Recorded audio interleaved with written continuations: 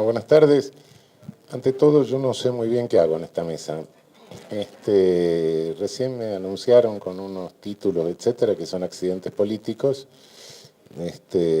Quizá el único título en serio sea el de profesor emérito de la UBA. Ese me lo gané, los otros son accidentes. Eh, Como ustedes saben, soy penalista, de modo que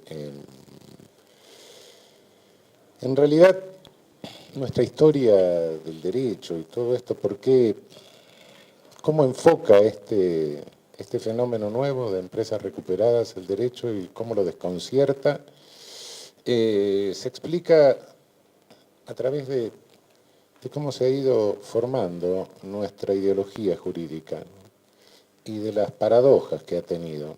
El compañero se refería hace un rato a ocupación de fábricas, ¿no? Esto es viejo.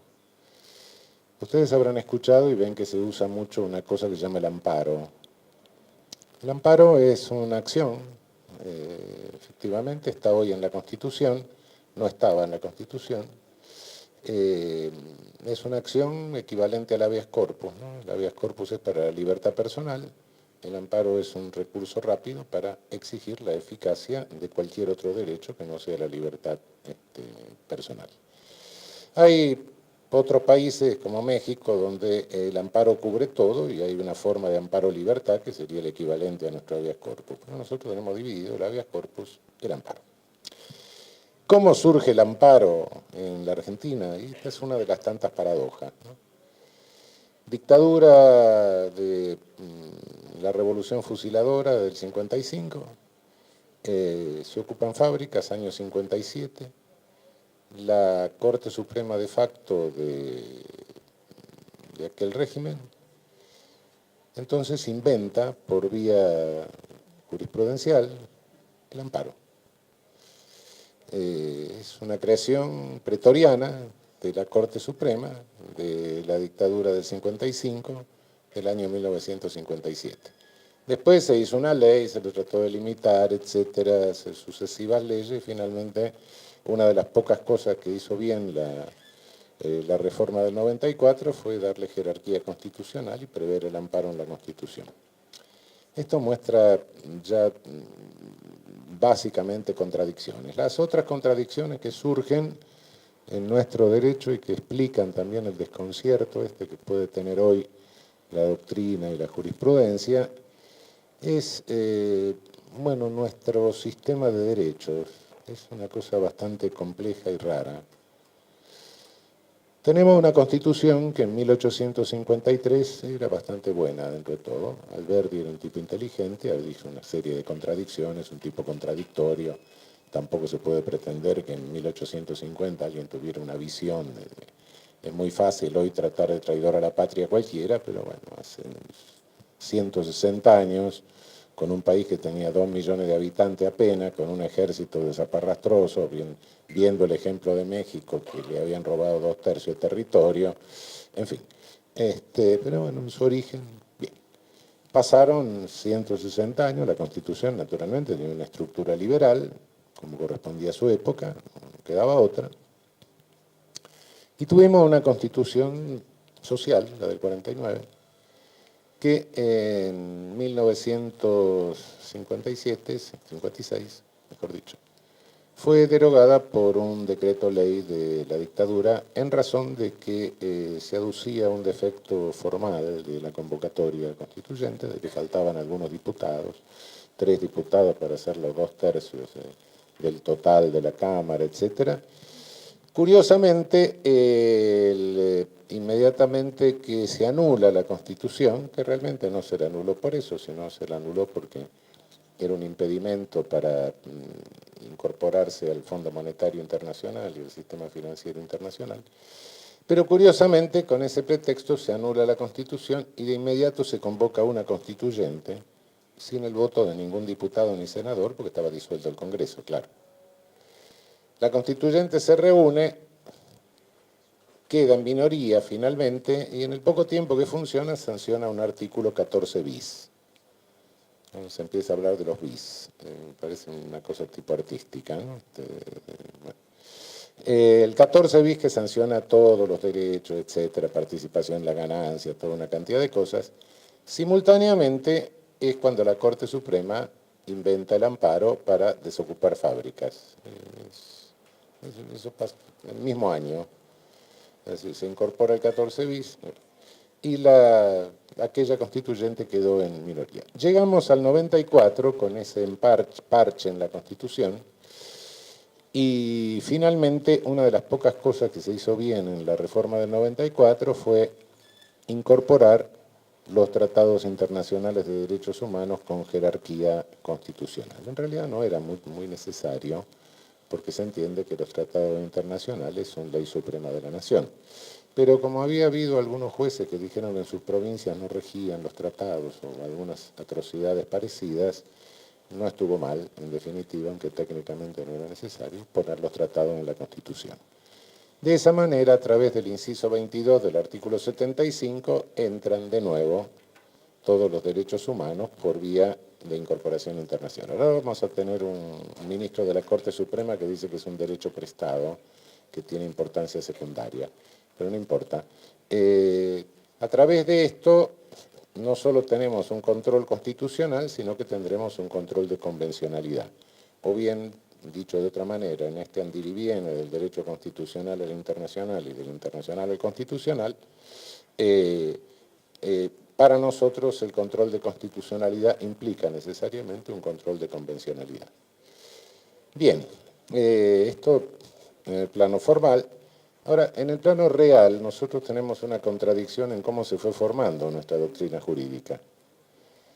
La Constitución de 1853, como ustedes saben, 1853-1860, la histórica, está inspirada en la Constitución de Estados Unidos, no por servilismo, sino porque era en aquel momento el único modelo republicano que había disponible. Y como consecuencia de eso, establece el control de constitucionalidad. Y se copia el derecho constitucional antiguo nuestro, cita como fuente la jurisprudencia norteamericana, los autores norteamericanos, etcétera, que es decir, lo que corresponde a un Estado constitucional de derecho, con control de constitucionalidad. Lo cierto es que al mismo tiempo nos fuimos a buscar la doctrina civil, la doctrina mercantil, la doctrina penal, etcétera, a Europa. Y Europa no conocía el control de constitucionalidad. No lo conoció hasta la segunda posguerra. Las tentativas de control de constitucionalidad de entreguerras que hubo en Europa fracasaron. Fracasaron porque, bueno, fue la de Austria, fue otras, cayeron con los sistemas que había en ese momento, fueron muy pocas por otra parte, de modo que Europa eran estados legales de derecho. Y de ahí nos queda un tremendo vicio a nosotros, que hasta hoy no está superado del todo, que es un vicio que se traduce en la jurisprudencia, que es la sacralización de la ley infraconstitucional, cuando en realidad tenemos que sacralizar la ley de mayor jerarquía y adecuar la interpretación de la de menor jerarquía a la de mayor jerarquía. Esto es un problema que cuando uno invoca un principio constitucional y dice, no, cuidado, no se puede interpretar la ley en ese sentido porque es un sentido contrario al principio constitucional, etc. Vamos a encontrar una mayoría de colegas que me van a mirar y me van a decir, eso es una cuestión del legislador, no mía. Ah, no, ¿y vos para qué estás acá? ¿Para cumplir la Constitución o para cumplir lo que te manda el legislador? Porque si está para cumplir lo que manda el Congreso, cuando el Congreso está en contra de la Constitución, bueno, juraste una Constitución, creo, ¿no? Bueno, esa es una de las dificultades, la reconstitucionalización de cada rama del derecho, ese es el problema. Naturalmente, si reconstitucionalizamos cada rama del derecho, nos vamos a encontrar con que muchos de los problemas que plantea el compañero podrían ser solucionados, efectivamente. Pero no es fácil convencer de esto. Estos son obstáculos a cómo está formateada la cabeza del jurista en nuestro país. Pero hay otros obstáculos, naturalmente, que van mucho más allá. Naturalmente nos estamos enfrentando con lo que hacen los compañeros, que es un pésimo ejemplo para el capitalismo financiero, por supuesto. Bueno, primer obstáculo. Segundo, si tenemos un gobierno en el cual los gerentes de los empleados de las corporaciones transnacionales están sentados en nuestros ministerios, obviamente el problema se agrava. Y en tercer lugar, si por otra parte tenemos un programa económico que solo cierra con un determinado porcentaje de desempleo bastante alto, porque sería la única forma de neutralizar la lucha a través de huelgas, bueno, la cosa se complica tremendamente. Es decir, lo que están haciendo los compañeros va a contramano del colonialismo, entendámoslo claramente. Yo no hablo de neoliberalismo, me parece que neoliberalismo es una palabra equivocada. Y creo que es equivocada porque confunde todo, en definitiva. Es colonialismo directamente. El liberalismo tiene limitaciones, por supuesto, es resultado de una lucha de una burguesía europea en momento de ascenso, pero no se puede negar que el liberalismo ha tenido una impronta liberadora de alguna manera.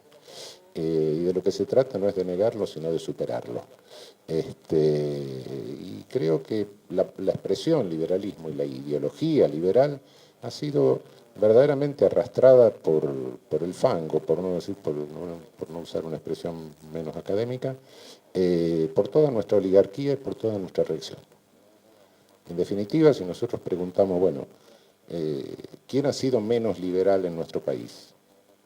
¿Han sido menos liberal nuestros movimientos populistas o han sido menos liberales nuestras oligarquías y nuestra reacción? ¿O acaso es liberal bombardear la Plaza de Mayo? ¿Acaso es liberal proscribir partidos mayoritarios? ¿Acaso es liberal fusilar sin proceso? ¿Acaso es liberal derogar una constitución por decreto? ¿Acaso es liberal hacer desaparecer 30.000 personas? En ese cálculo, cuando escucho cantar la marsellesa, y bueno, la marsellesa la cantaban las mujeres que venían hambrientas de Francia, y no, bueno, no sé qué tiene que ver eso con las cacerolas del Barrio Norte, realmente. De modo que creo que lo de neoliberal, no, estamos ocultando una realidad, es una realidad colonialista, simplemente, que hoy es un colonialismo a través de un capital financiero que se vale de corporaciones transnacionales, que son inmensos conglomerados de capital, y que le ha restado al Estado, en definitiva, lo que trata es de debilitar al Estado. El compañero decía, bueno, el Estado tiene que hacer algo. No, este Estado no va a hacer nada porque lo que se busca es un Estado cada vez más débil. Este panorama de poder mundial en realidad lo que quiere es, en algunos casos, destruir directamente los Estados. Y en algunos casos lo ha hecho. Ustedes ven Irak, ven Afganistán, ven Libia, los franceses en Malí, han destruido el Estado directamente. ¿Por qué? Porque les resulta más fácil a las corporaciones, para apoderarse de recursos naturales, negociar con bandas, ¿no? O montar ellos mismos una banda de mercenarios, etc. En nuestra región debilitan los estados, a veces en un con la alta violencia. Un estado debilitado, México, claramente se ha dicho por nuestro amigo del Uruguay que es un Estado frustrado. No es un Estado frustrado. Un Estado frustrado es una nación que es débil y no logra configurar un Estado. México tiene una nación fortísima, logró configurar un Estado que se le fue la mano, por cierto, y ahora es un Estado que está debilitado, no controla su territorio, perdido el control territorial, en definitiva. Es un fenómeno totalmente distinto. A nosotros tratan de debilitarnos por todo esto, y naturalmente el hecho de que se haya duplicado nuestra deuda externa en 8 meses ya es un signo bastante significativo de debilitamiento. Vendrán de nuevo a dictarnos directivas sobre cómo tenemos que actuar en nuestra economía, y en definitiva, bueno, un gobierno que teóricamente tiene que durar 4 años, probablemente nos endeuda en una forma tal como hizo el más grande hombre civil de la tierra de los argentinos, según Bartolomé Mitre, que fue Rivadavia, que nos endeudó con la Baring Brothers por 100 y pico de años. Bueno, ese es el... Desde el campo mío, ya entrando más a lo específico, y les recuerdo, soy penalista, creo que la tarea es concientizar de, bueno, ¿para qué sirve el derecho penal? La gente suele entender que el derecho penal sirve para meter gente presa. No, el derecho penal sirve para que no nos metan presos a todos o nos maten a todos, en definitivas. Cuando sirve para algo, sirve para eso. Es decir, es un preventivo del genocidio y de la masacre. Es lo que dice, pongamos límites. Si a mí me preguntan para qué sirve la pena y para qué sirve el poder punitivo, no sé. Cuando era más chico creí que servía para algunas cosas. Después me di cuenta que sirve para demasiadas cosas y que no sé exactamente para todas las cosas que sirve. Y no lo sabe nadie. En consecuencia, llegué a la conclusión de que, bueno, yo no sé para qué sirve eso, lo que sé, sí es cierto y empíricamente, y lo verifico, que tengo que contenerlo porque de lo contrario nos carga a todos y nos quedamos sin ningún derecho. Y en este caso creo que es uno de los tantos supuestos, como el caso de la protesta social, y en este supuesto creo que es uno de los tantos casos en que hay que contener el derecho penal hay que contener el poder punitivo, mejor dicho, mediante el derecho penal para posibilitar la dinámica social que esto genera y significa. Frente a otro fenómeno que es el genocidio del desempleo. Claro, el desempleo no solo acarrea miseria, pobreza, etcétera, acarrea violencia. Potencia todas las violencias sociales, incluso la violencia intrafamiliar. Nosotros tenemos una cultura de trabajo, no tenemos una cultura agrícola tropical, donde hay un tipo tirado en la hamaca y tiende la mano, agarra una banana y si la mujer va a trabajar, mejor. Mejor que trabaje la mujer, yo sigo comiendo la banana. No, hay un cambio de roles en el desempleo, un cambio de roles que trae conflictos familiares incluso. Dicen, bueno, que ahora la plata la trae la mujer, yo tengo que hacer lo mismo que hace la mujer, tengo que cuidar a los chicos, etcétera. El tipo empieza a emborracharse, empiezan a pasar cosas graves. Cuidado, y uno dice, bueno, no, es una violencia que está lejos. No, no está lejos del fenómeno. Cuidado. Y así como sucede esto, no por desempleo sale la gente a robar. No, no es cierto eso. Pero no es cierto que la pobreza automáticamente genere violencia o genere delito. No lo genera cuando hay eso que decía el compañero. No lo genera cuando hay solidaridad y cuando hay un proyecto. Fíjense ustedes que en momentos históricos muy graves, en donde la necesidad llega al límite de la subsistencia, como puede ser una guerra, como puede ser una agresión aérea, como puede ser un terremoto, no aumenta el delito. ¿Por qué? Porque hay una empresa común de tener que salir, hay una incorporación a un proyecto. La pobreza genera delito cuando no hay proyecto para salir, cuando no hay solidaridad.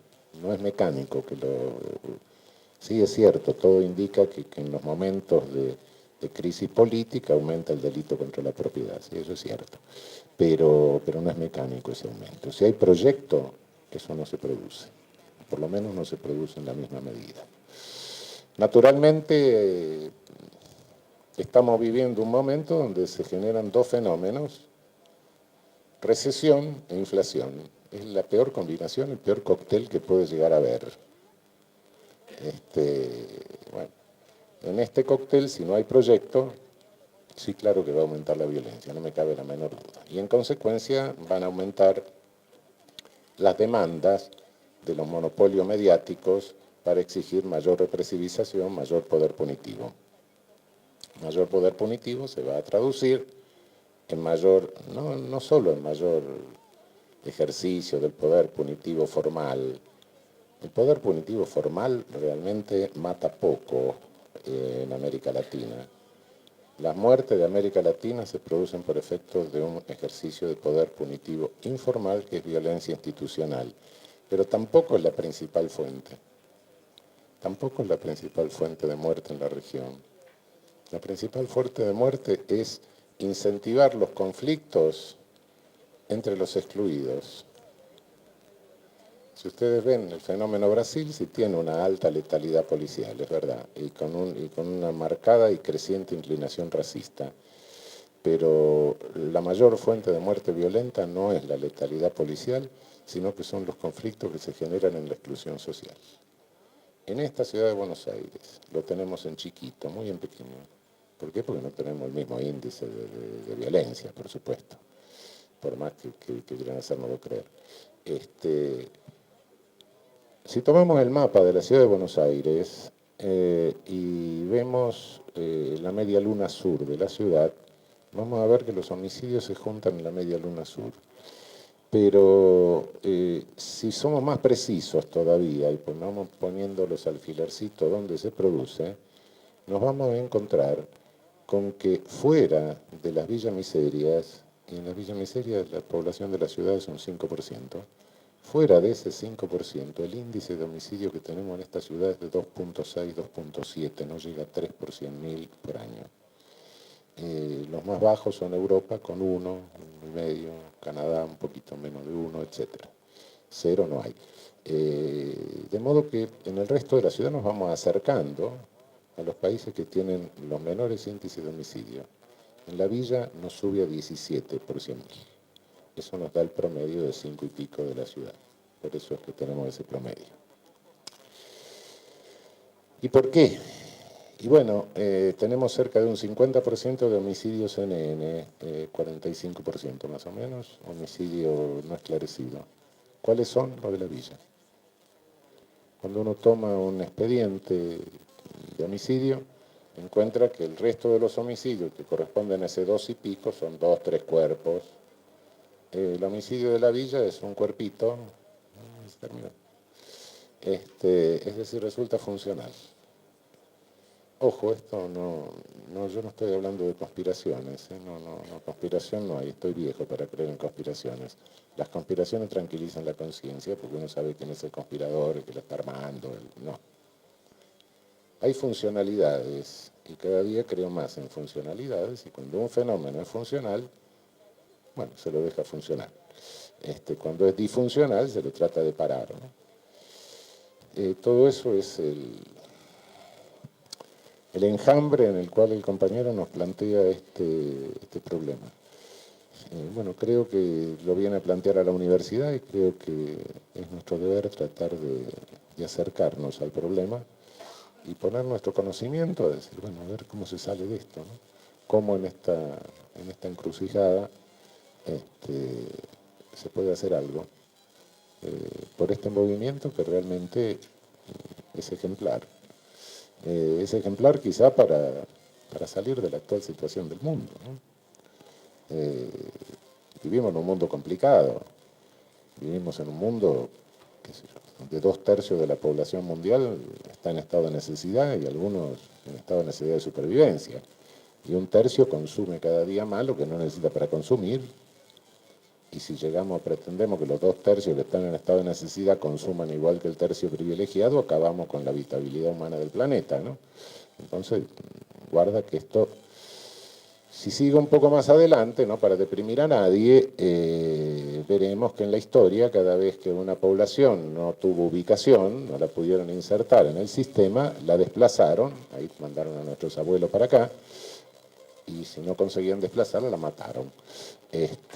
Bueno, cuidado con el panorama que nos da el mundo, no hay tiene razón lo que dice el Papa, sáquenle la medallita, sáquenle todo, la cita bíblica, todo lo que quieran, pero cuando dice esto no va más, es que no va más, pero no va más en el mundo. Y esto que estamos viendo es reflejo de ese sistema colonial que estamos viviendo, una fase avanzada del colonialismo que nos toca a nosotros, un tardo colonialismo distinto. Y bueno, creo que la universidad está para esto, ¿no? Para encarar estos problemas, para encararlo interdisciplinariamente, para sentarnos todos y, como decía el secretario, salirnos de nuestros dialectos y de nuestros cubículos y de los diálogos intragrupales que tenemos nosotros y tratar de enfrentar esta realidad social. Bueno, muchas gracias.